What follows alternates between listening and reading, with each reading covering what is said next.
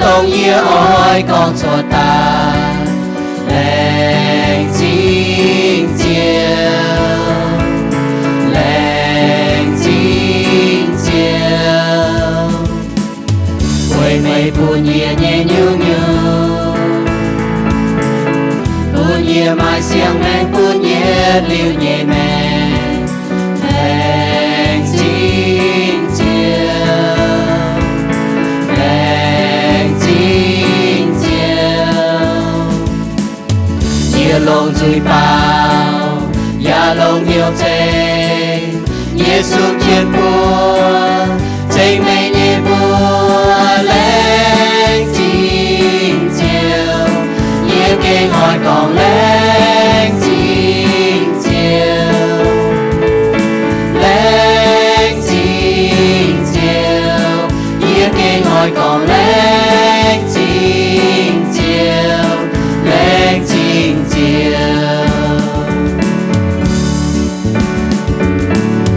mây chạy nhiều nhẹ nhẹ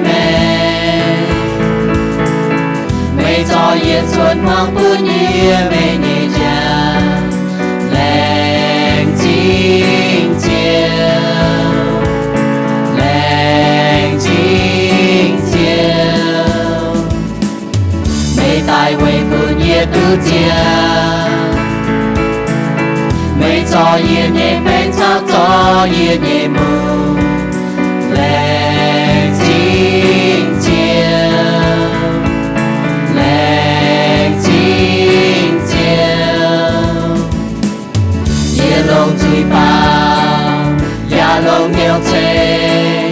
nhẹ xuống trên buồn thấy mây nhẹ buồn lệnh chính chiều nhẹ kinh hỏi còn lệnh chính chiều